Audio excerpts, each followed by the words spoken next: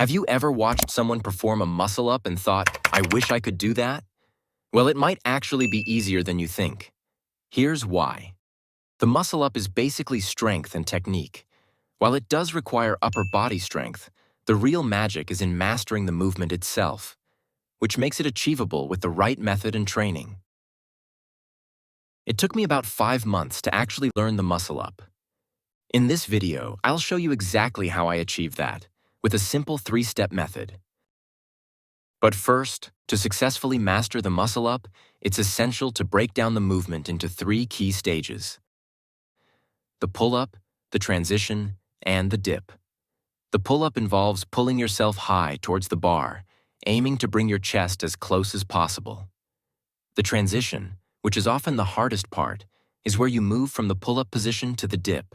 This phase requires a lot of strength and technique. Finally, the dip consists of a straight bar dip, where you push yourself upward to complete the muscle-up. And this brings us to Step 1, achieving the strength needed. You might have heard me say this 100 times, but the best way to increase your upper body strength is by focusing on pull-ups and dips. I mean, think about it. The muscle-up is a combination of pulling yourself up, then transitioning into a dip position. Thus, to be able to do a muscle-up, you need to develop both your pulling and dipping strength. So, how do you do that? By starting weighted calisthenics, as simple as that.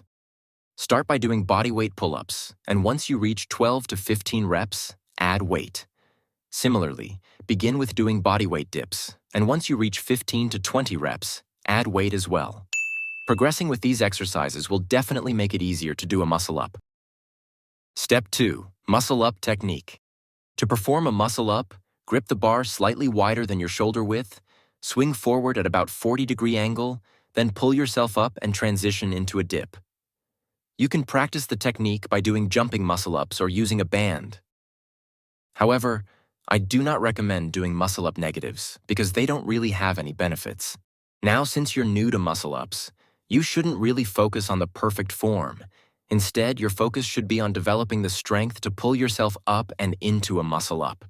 And the best way to practice that is, in your next training session, instead of trying to do normal muscle-ups, take 2 steps away from the bar, sprint towards it, and jump with your palms facing upward to achieve the swing, then pull yourself as much as you can upward and backward at the same time to create that C shape, then push forward into the dip. This technique will help you if you've been struggling with the transition phase of the muscle-up, where most people struggle and where I honestly used to struggle. Now, I know this is not a perfect muscle-up, but I believe that bad form is actually good when it comes to training skills. Or at least that's what the 188 centimeters, 96 kilograms calisthenics athlete said. Step 3, additional tips. While the 2 steps I mentioned earlier were the foundation for learning the muscle-up, there are a few additional tips that can help you learn it even faster and more effectively.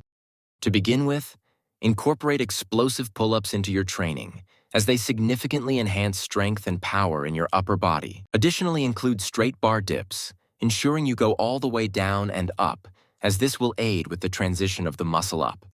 Developing strong forearms, especially a strong grip, will help you as well. To achieve that, you can do dead hangs, practice false grip, or even train forearms directly.